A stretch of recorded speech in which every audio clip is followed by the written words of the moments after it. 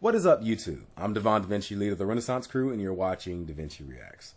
Today, we're going to be getting into a video that is related to another video I reacted to, which was the dead of World War I visualized. It was a video very similar to the fallen of World War II that was done by Real Life Lore, and it pretty much just like showed a visual representation of all the people that died in World War I. One of the things that was mentioned in that video was the Armenian Genocide, and at the time that I made the video, it was in the news that Joe Biden was going to come out and be the first president to recognize the Armenian Genocide. And in the video, I talked about how countries should take accountability for the things that they've done. That goes for all countries, including the United States, because the only way you can become better as a country is if you acknowledge the mistakes that you made in the past and make sure that you go about not doing them again. And I do know that with Turkey, there is a lot of, I'm not going to say everybody, of course, but there is a lot of people that tend to downplay the Armenian Genocide or say it didn't happen or whatever else. And I think that's the wrong step to make, because nobody is judging. Every country has done some type of atrocity at some point. And I would just respect Turkey even more if they did it.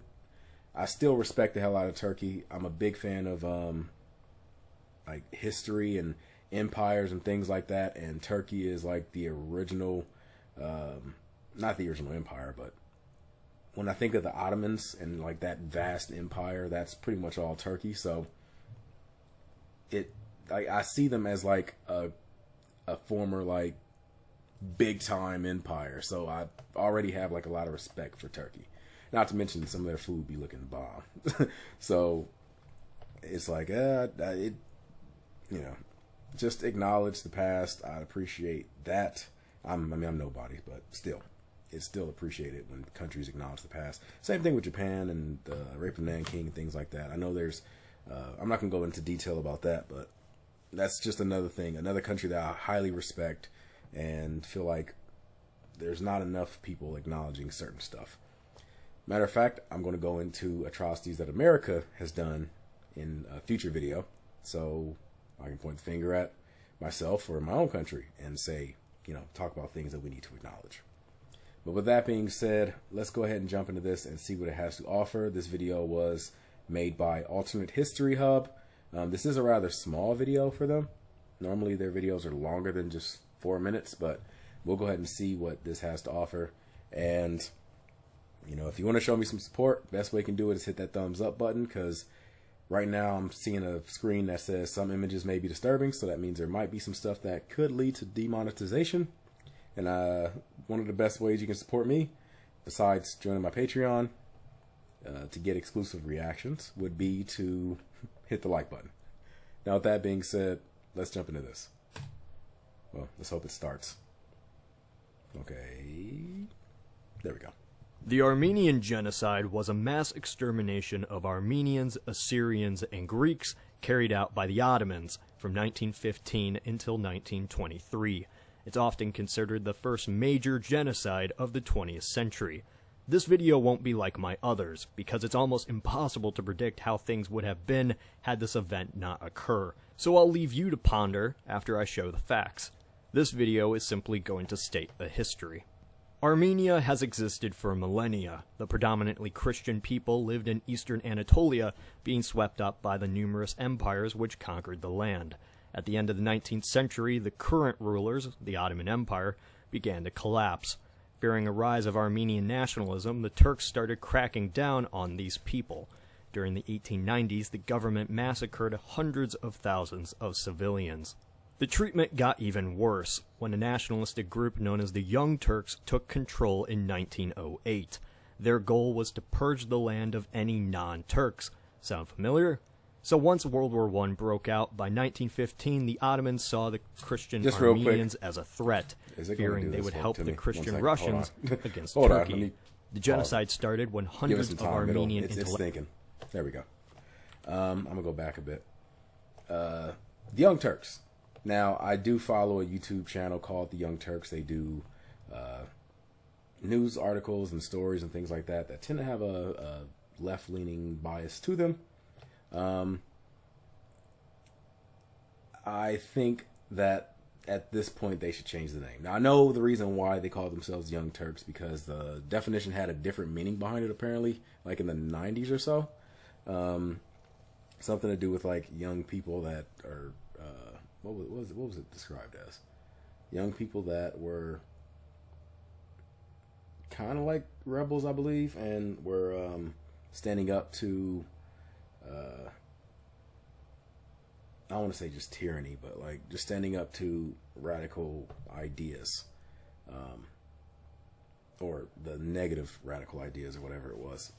I'm just going off the top of my head. I forgot exactly what it was, but it was something like that, and that's the reason why they named it their channel after that. That being said, it's still, a bit too on the nose with the other stuff, even if you don't mean it that way. The fact that you constantly have to explain it, if I were you, I'd probably just change the name at this point. Like, there's a ton of names you can call it. Young Turks probably ain't the greatest, but I mean, I still watch their stuff. That being said, I do know when a bias is here or there, so I definitely know not to get all my information on one source, and I definitely know not to watch news that only agree with what I already believe, because at that point you're not getting news, you're getting reassurance. The best way to get news is to look at both sources and try to weigh out the facts and look up, try to learn how to properly discover sources and valid sources and things like that. I truly believe that one of the first things that people should learn when they go into school is how to verify a source. That's one of the biggest things we need to learn, especially here in America. We need to learn how to verify sources, badly, because it's so damn disappointing seeing all these people sharing Facebook memes and stuff as if they're real, but all it takes is just a quick Google search to realize that the story is bullshit. Oh man, I'm gonna go into a rant about internet and stuff like that after, but just a heads up. Known as the Young Turks took control in 1908. Their goal was to purge the land of any non-Turks. Sound familiar? So once World War I broke out, by 1915 the Ottomans saw the Christian Armenians as a threat, fearing they would help the Christian Russians against Turkey. The genocide started when hundreds of Armenian intellectuals were killed on April 24th, 1915. Laws were passed to fully depopulate Turkey of the Armenian minority. How do you know that your administration or your regime is on the wrong side of history? When they start getting rid of intellectuals. That's usually the first sign that you might be on the wrong side of history. Any country that tries to do away with books, or do away with free speech, or try to do away with the press, or try to do away with intellectuals, already big ass red flag. Just a heads up. That's already a big ass red flag. It should start. Villages were burned. Entire populations walked out into the desert, left to die. Killing squads hunted down any survivors. Once again, sound familiar? Under the context of war, the Ottomans went on a mass genocide against those they deemed unworthy. 2 million Armenians lived in Turkey before 1915. 1.5 million were killed. Greeks and Assyrians who lived in the Anatolian Peninsula since Roman times faced mass killings as well. Around 450,000 Greeks were killed and 300,000 Assyrians, ending all three cultures in the region. Now, I'm sure many are thinking, this was 100 years ago. Why is it so significant? Today, the Turkish government, the successor of the Ottomans, deny to call these actions a genocide. Since Turkey is a NATO ally and controls some important chunk of land, other nations, United States included, are uneasy to drop the G word when discussing these events. Turkey actively goes out of its way to punish those who mention genocide, even their own citizens. Crazy, right? It's 2015. Simply refusing to accept that these actions are genocide means that a prominent government does not listen to history. The equivalent is Germany denying the Holocaust, cracking down on those who bring it up, and cutting diplomatic ties with nations who do. Like I've said many times in the past, I applaud the hell out of Germany for stepping up and recognizing very quickly how wrong all that stuff happened. Like, countries need to learn how to embrace, like, the bad that their country has done. I was watching a video earlier and somebody made a comment about what's the difference between patriotism and nationalism. Patriotism can accept the wrong things that their country has done in the past and learn from them, whereas nationalism will downplay or try to pretend those bad things never happened. So that's the difference between the two, I guess. And I would agree with that. Again, there's nothing wrong with acknowledging that happened in the past. It doesn't reflect who you are now. It doesn't reflect like what you're capable of. It's just you acknowledging that there was mistakes made in the past. Again, Germany, applaud the hell out of them for stepping up. Hell, there are more. Well, I ain't gonna say more. I don't know off the top of my head for a fact, but it seems like to me, outside of Germany, there's more of an effort to keep some of those ideals that the Nazis and things had alive than actually within Germany. Like, Germany has done more effort among themselves to fix that problem than the other countries that fought Germany at the damn time. Which is crazy. But yeah, I mean, I believe who's the person that runs Turkey right now? I believe his name is Erdogan. Yeah, after Joe Biden came out and said that he was recognizing the Armenian Genocide, he came out, Erdogan came out and said something about, like, well, like, he was trying to, like, I guess, point fingers and say, well, look at what America did to the Native Americans and things like that. I was like, yeah, you're right. That was fucked up. We accept that was fucked up. We're not saying that never happened. You can call that a genocide. Like, you absolutely could. Hell, we'll see your Native American genocide and raise you slavery and the mistreatments of the Italians and the Irish and the Chinese and the internment of the Japanese and a bunch of stuff. Like, our country's done some fucked up stuff. You can go and look at our international what's the word I'm looking for? Foreign affairs and all the stuff that we've done as far as, like, overthrowing governments and establishing banana republics and assassinating duly elected politicians, people that were legitimately elected. And, you know, that's something you can point your fingers to us. Like, right now, we're talking about meddling in election and voter fraud and all this other stuff. But in our past, we've literally taken out regimes that were legitimately voted in simply because we didn't agree with them. And it's not like we were on some type of moral high ground, like the people that were voted in were, like, was a dictator or something like that. We've established dictatorships simply because they shared our interests. Like, that's what America has done. We're not denying that. Like, anybody that does deny that would be just as wrong. But yeah, I mean, just got to accept what's happened in the past. That's the only way we can move forward. To me, the nationalism is too damn high in this world. So what's the point of this video? To spread the common knowledge. Not many people know of the refusal of history happening today, so let's change that. People revise history every day to suit their needs, and that needs to stop. History is ugly, and every group, ethnicity, and nation has done something we're not proud of. Exactly. But it's the 21st century, and in this modern world, we need to accept events by what they were. Denying doesn't give closure, and it doesn't help us learn. Many countries are finally calling this a genocide, and many more will too. It's been 100 years of denial. Hopefully it won't be 101. This is Cody from the Alternate History Hub.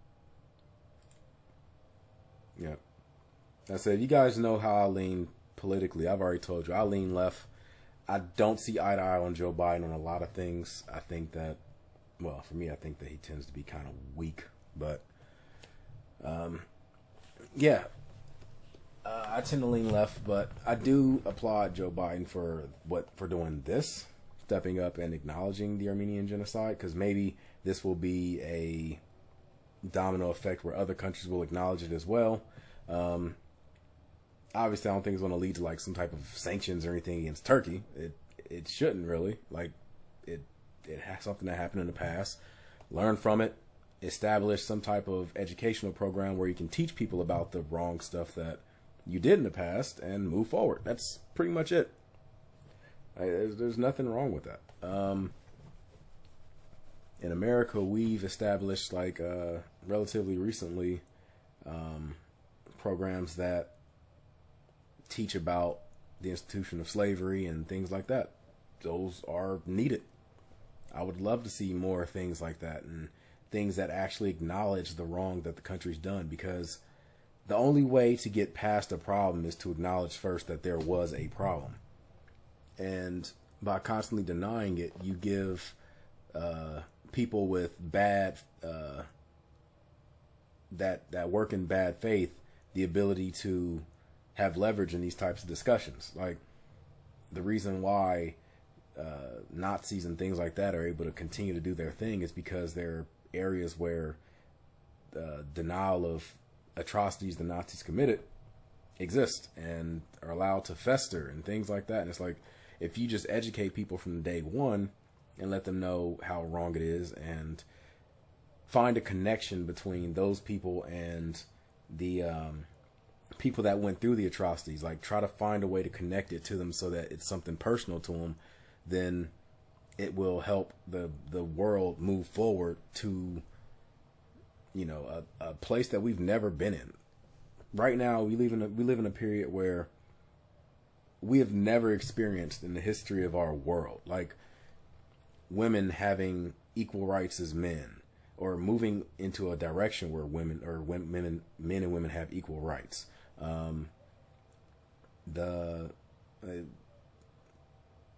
Getting rid of colonialism. I mean, in some sense, it still kind of exists, but the pockets where it does exist, we need to get rid of that as well.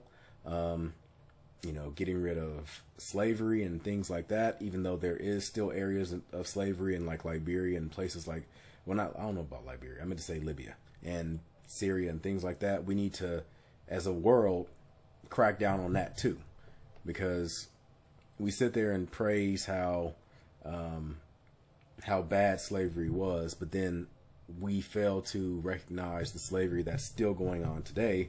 And as much as people want to judge things in the past, like, all right, well, I would have never owned a slave, and I would have never participated in the institution of slavery, but it's like, that's what you're doing right now. A lot of the products you buy, the foods that you eat, and things like that are harvested or manufactured or produced in countries off the back of slave labor, or off the back of labor that is less than humane, but you don't recognize it because you don't see it. It's not something it's not something that personally involves you. Like, we need to bring that stuff to the forefront and have that be taken out as well. This is the first time in our history where the entire world is connected the way that it is. Like, in the past, the reason why you're able to have all these groups and all this like tribalism and racism and socio status and things like that is because people were so disconnected. So it's easy to see somebody else as less than when you don't know anything about them. And the only thing you ever hear about them is what you're taught, which is usually from the person that is looking to gain something out of the situation. And it leads to atrocities and things like that. But now we live in a world where everyone is connected. We can see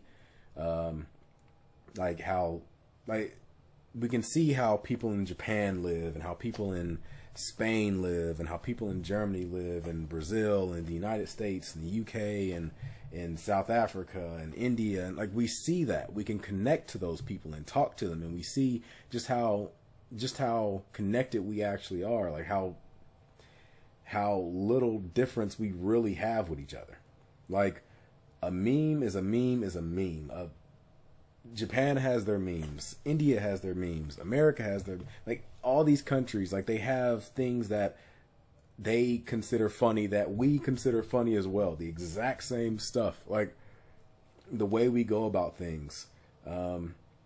K-pop is a sensation going on around the world, and the reason it's connecting with all these countries is because we're aware of it now. In the past, like, you don't think they didn't have pop groups in Korea? Yeah, they had pop groups in Korea. It's just that they tend to stay in Korea.